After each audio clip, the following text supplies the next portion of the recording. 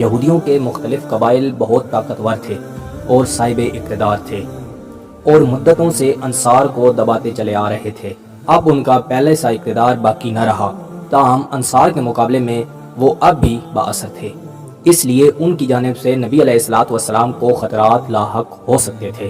نبی علیہ الصلوۃ والسلام نے مدینے پہنچ کر ہجرت کے پہلے سال ہی یہ مناسب خیال فرمایا کہ مدینے کی اقوام کو نظم و ضبط میں منسلک کر کے ایک شہری مملکت کی بنیاد رکھی جائے تاکہ شہر کا سیاسی، مجلسی اور معاشی نظام بہتر ہو سکے، خوشحالی کے ساتھ زندگی بسر ہو سکے۔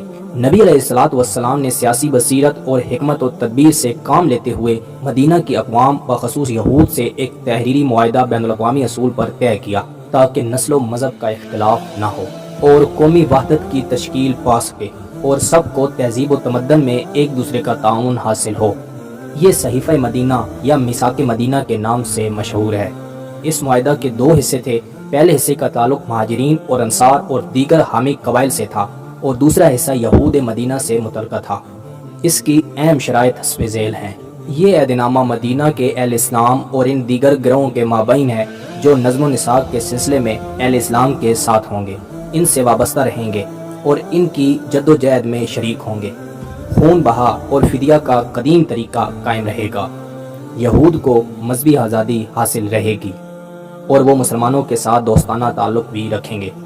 معاہدہ میں شریک تمام فریق ایک جماعت ہوں گے۔ مسلمانوں کے قلبی رفیق صرف مسلمان ہی ہوں گے۔ مسلمانوں کے دوست دشمن مشترکہ ہوں گے۔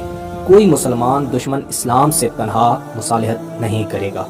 فریقین معاہدہ ایک دوسرے سے نیک نیتی، خیر خواہی اور بھلائی سے پیش آئیں گے، ایک دوسرے کو نقصان نہیں پہنچائیں گے اور نہ ایک دوسرے پر زیادتی کریں گے۔ اہل ایمان قرض تلے دبے ہوئے مسلمان بھائیوں کی مدد کریں گے۔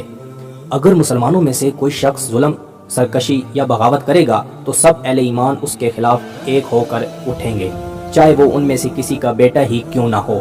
کوئی مومن کسی ظالم کو پناہ نہیں دے گا، اگر وہ ایسا کرے گا تو قیامت کے دن اس پر اللہ کی لعنت اور غضب ہوگا۔ یہودیوں کے دوست قبائل کے حقوق بھی یہودیوں کے برابر ہوں گے۔ ہر گروہ اپنے محلے میں قیام امن کا ذمہ دار ہوگا۔ فریقین میں سے جب کسی کو تیسرے فریق سے جنگ درپیش ہو تو وہ ایک دوسرے کے ساتھ معاون اور مددگار ہوں گے۔ کوئی فریق قریش مکہ کی حمایت نہیں کرے گا اور نہ ان کو امان دے گا۔ اگر مدینہ پر کوئی بیرونی طاقت حملہ آور ہوگی تو دونوں مل کر مدافعت کریں گے۔ فریقین میں سے جب کوئی تیسری طاقت سے صلح کرے گا تو دوسرے فریق کو بھی صلح کرنی ہوگی۔ البتہ مذہبی لڑائیاں اس سے الگ ہیں۔ مشترکہ جنگوں میں یہود اور مسلمانوں کے مصارف مشترک ہوں گے۔ ہر مجرم اپنے جرم کا خود ذمہ دار ہوگا۔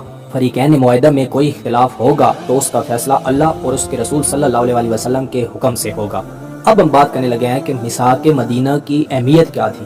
میثاق مدینہ تاریخ اسلام کا ایک اہم ترین واقعہ ہے، کیونکہ اس سے تاریخ عرب میں پہلی بار اجتماعی زندگی کا آغاز ہوا اور حق و انصاف کے لیے آئے دن کی قبائلی جنگوں کی بجائے ایک امیر کی طرف رجوع کرنے کا شعور پیدا ہوا۔ یہ دنیا کا سب سے پہلا تحریری دستور تھا اور اس کا ایک ایک لفظ تاریخ میں محفوظ ہے۔ میثاق مدینہ پر یہود کی حمایت حاصل کرنا ہمارے پیغمبر جناب محمد رسول اللہ صلی اللہ علیہ وسلم کی ایک بہت بڑی سیاسی کامیابی تھی۔ اس سے آپ مدینے کے منظم ہونے والے معاشرے میں خدا کی حاکمیت اور اس کے قانون کی فوقیت دلانے میں کامیاب ہو گئے۔ سیاسی، قانونی، عدالتی لحاظ سے آخری اختیار حضرت محمد صلی اللہ علیہ وسلم کے ہاتھ آ گیا۔ دفاعی لحاظ سے بھی ایک متحد طاقت بن گئے۔